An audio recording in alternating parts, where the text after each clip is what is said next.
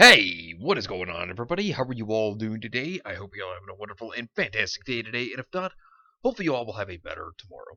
So today we're going to be reviewing RWBY Volume 6, Chapter 4, so that's how it is. And this is a shorter, kind of more slow chapter. It is slower than the previous one, and there is still a lot that I have to say about this. So we're going to break down the chapter first, talk about it, and then I'm going to go into all my thoughts on the chapter because while this may have been a slower chapter, there's a lot about it that I noticed that I really want to talk about at the end of the video. So sit back, relax, I hope you all enjoy, and let's go ahead and get started. So we start off where it last left off with chapter 3, in which that was everybody starting to come to terms with how Ozpin had lied to them about Salem and everything regarding that, and how Salem can't die. And Yang is the one who really brings up the fact that Salem can't die. So how is she supposed to be beaten? And everybody is very upset because of Ozpin keeping all these secrets from them. And while that is the case, you can definitely see that Ozpin never wanted this to be known. But in reality, if he was straightforward and honest, things could have been a lot different. And he chose to keep these secrets, which I don't really see a big reason as to why he kept them. I think he should have just straight up told people. Yeah, some people would believe him, some people wouldn't, but would have been better to just say it rather than keep it to himself.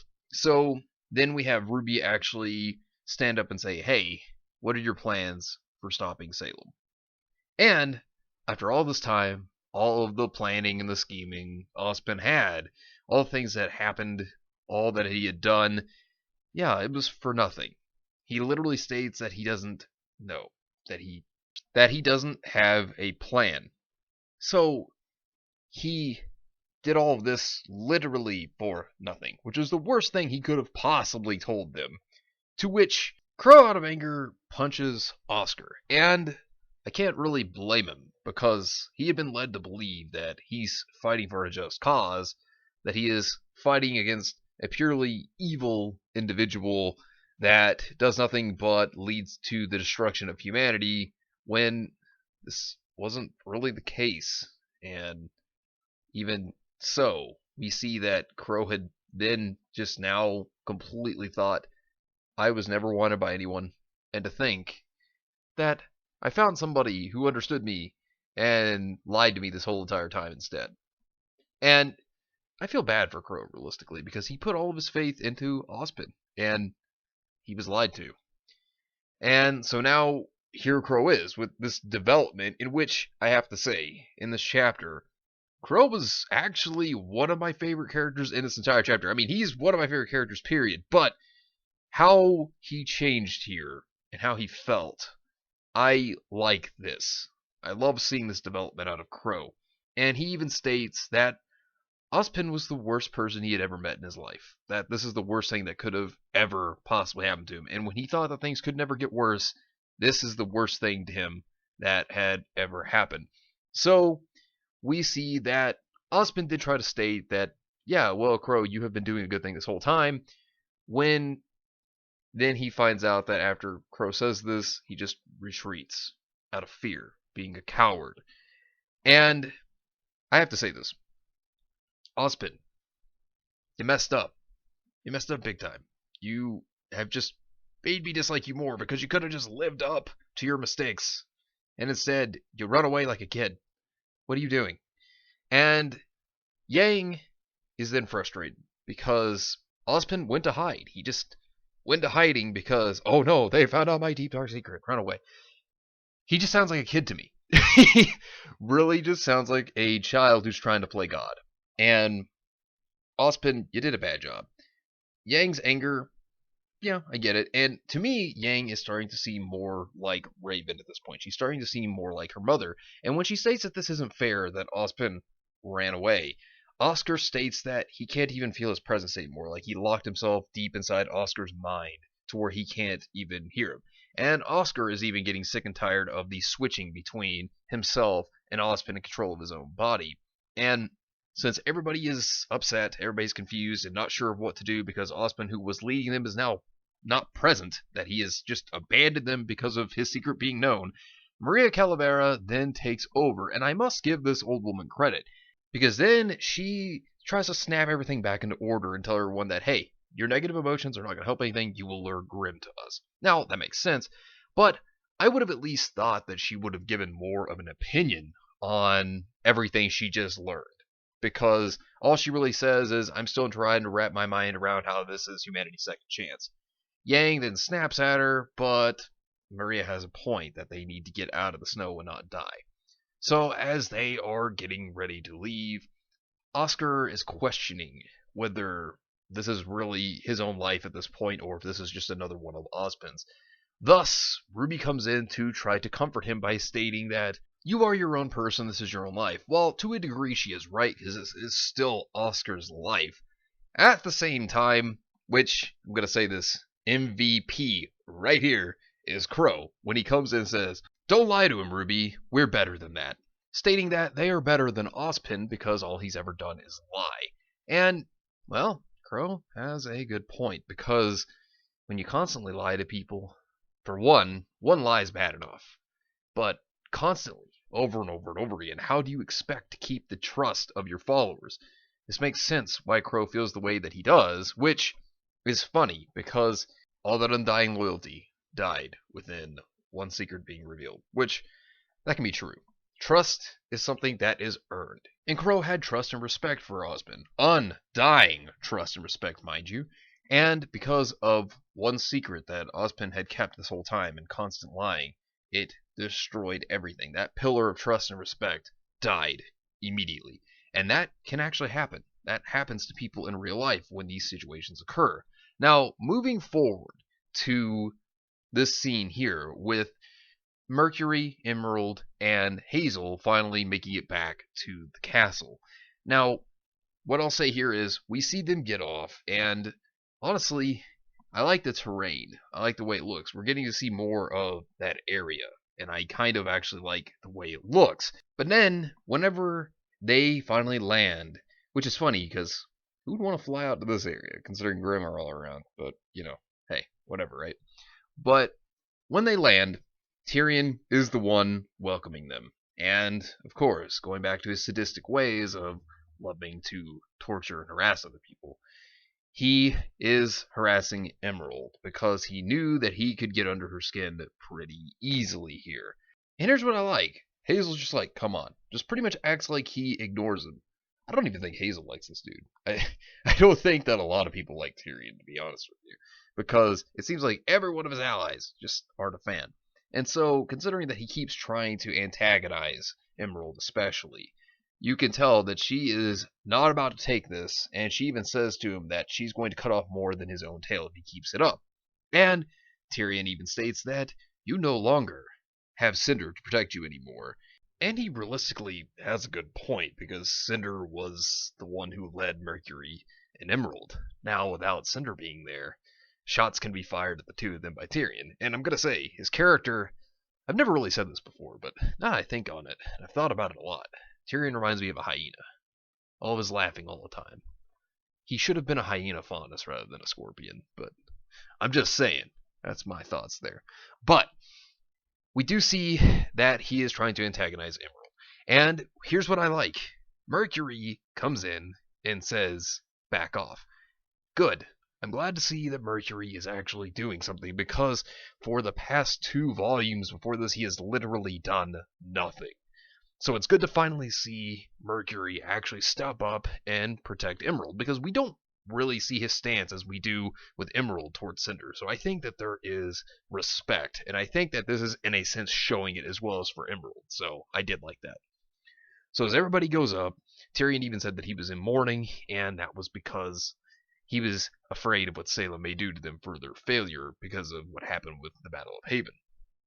So as everybody is finally in the room, and Salem very well is disappointed with the loss, here's what we get. So Salem is actually very disappointed. The room itself is completely cold. Like, there is just no form of talk or anything going on other than Salem asking the question about what happened.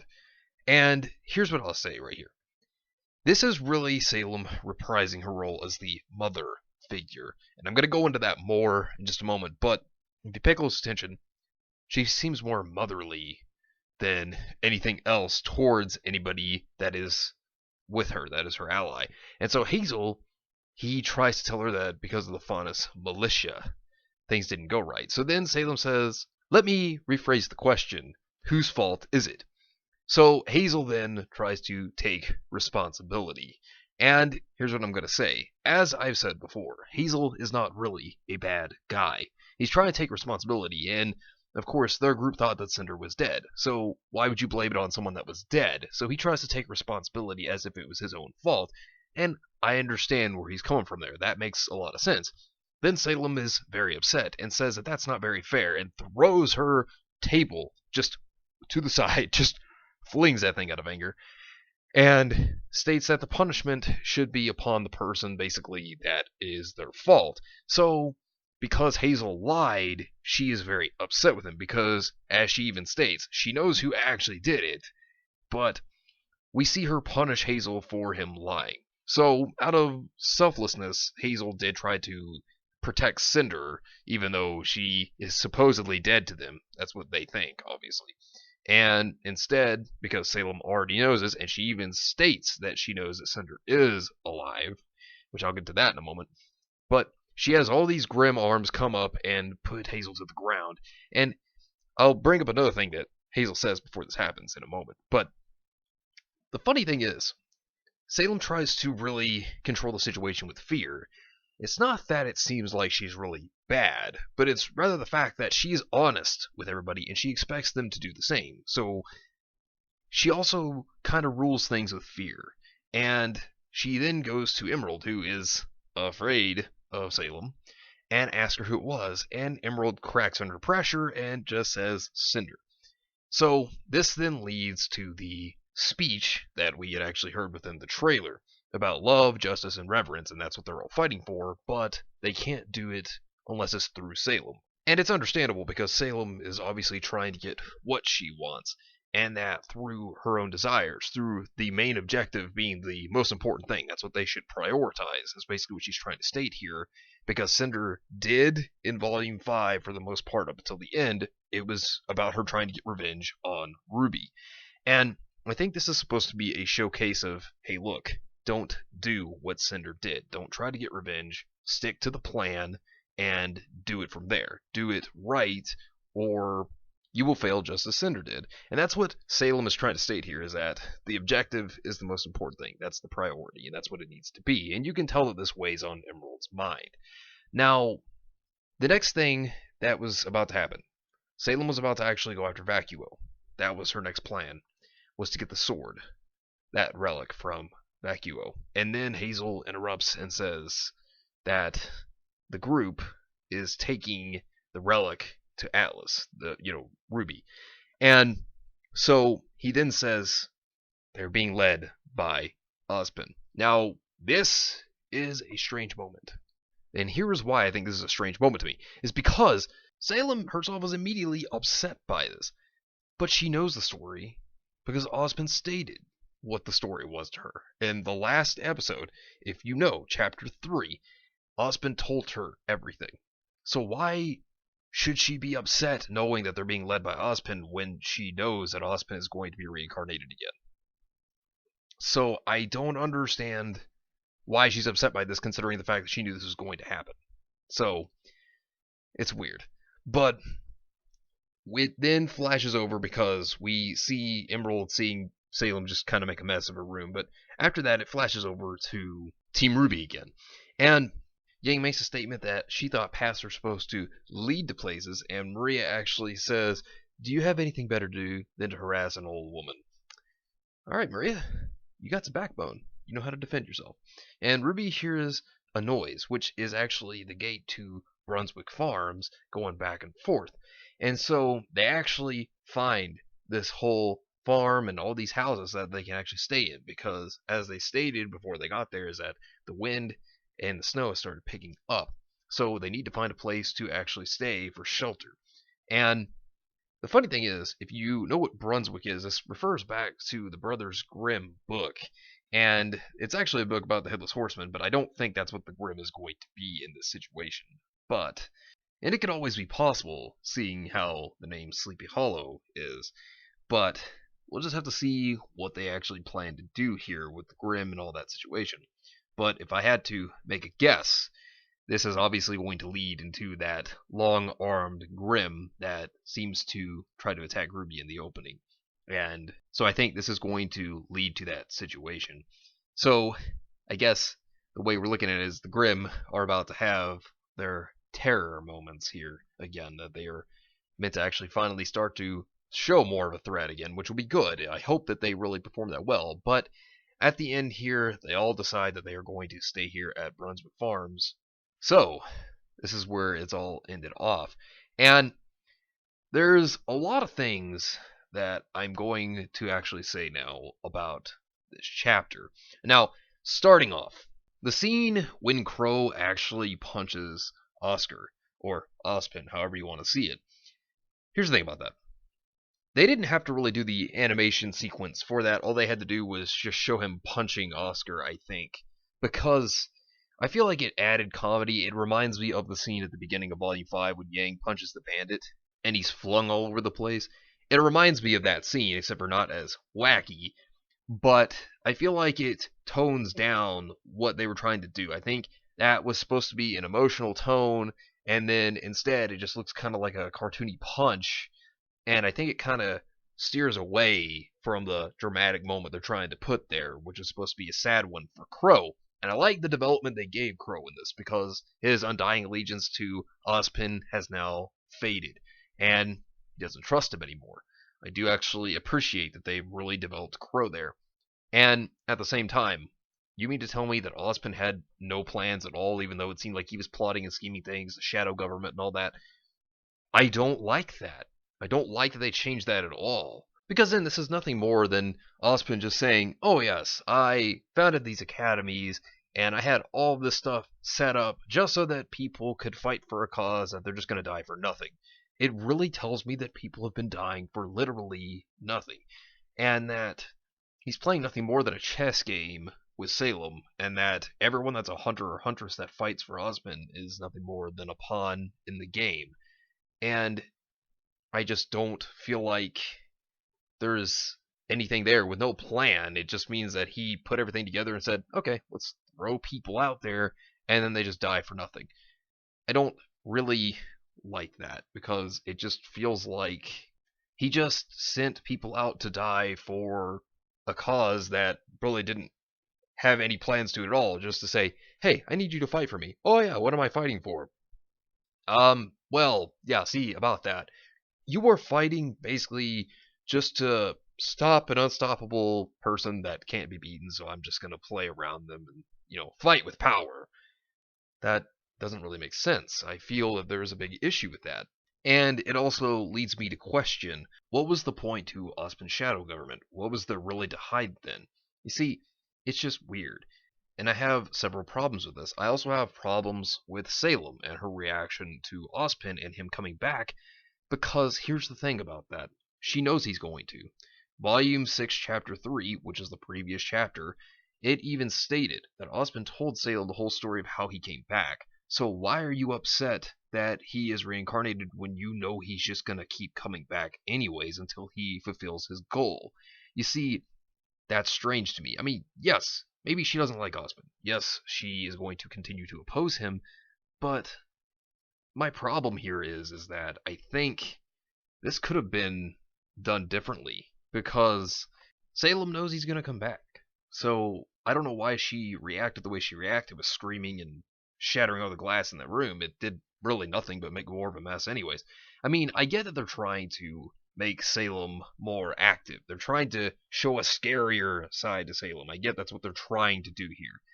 But whenever it doesn't make logical sense as to why she overreacts to something, well, that's not really a good way to show it. It just makes the character be presented as someone that's immature, or presented as, look, they're upset over something that they shouldn't really be upset over because they know it's going to happen anyways. So I don't feel like that's a reason for Salem to really overreact to things. But showing that Salem wants everybody to be honest, I did like that part though, because Salem seems to be a character that is honest to everyone that follows her. And honesty is a thing that she wants everybody else to be as well. Like, she wants everybody else to be honest. And I can see that. So I can see why she was upset with Hazel, that he tried to avoid saying, hey, look, it was Cinder's fault, whenever he believes Cinder may have been dead, as well as Emerald Mercury. So there's that. I like that Mercury actually got to do something. That was also another plus, because Mercury, he hasn't done anything, so him standing up for Emerald, I liked that. So I think that giving the man more attention is a plus. He needs that.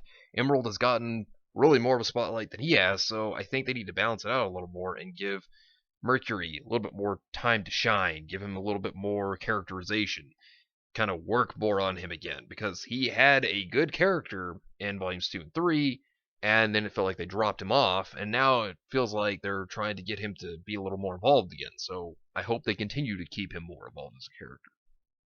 And seeing Maria take charge, well, that was good. It shows that she is someone that will try to put things together while everybody else is at a dispute. I mean, I do think she could have addressed her whole thoughts on the ideas of what she had just saw, but I can also see that they tried to have it to where she is at least addressing that she is surprised that there's a second chance at humanity. So, alright, she at least has a thought there, but I would like to see more of her thoughts come out and her express a little more, maybe. Now, one big one is I really feel like, looking at it, Yang is starting to become more like her mother. She is starting to take Raven's words very seriously, it seems. And I don't mind that. If Yang starts to become more like Raven, that at this point won't shock me, because yes, she had doubt in Ozpin before, and it seems like the more and more they're going along, it seems like she's starting to really become her mother.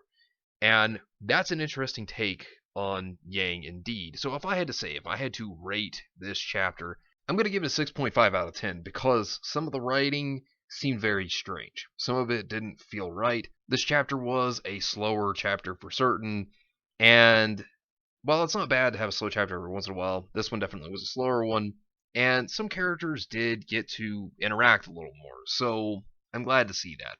But anyways, I'll be back again on Tuesday. Let me know what you think down below. Do you agree? Do you disagree? Let me know in the comments down below. But anyways, thank you all for watching. I hope you all enjoyed, and if you did enjoy, hit the video with a like, subscribe if you want to see more content like this, and share this with your friends if you found this informative or useful. Well, anyways, I hope you all have yourselves a wonderful and fantastic day today, and remember, if today was not a good day, tomorrow could always be better. Take care of yourselves and everyone around you, and have yourselves a good one out there, everybody.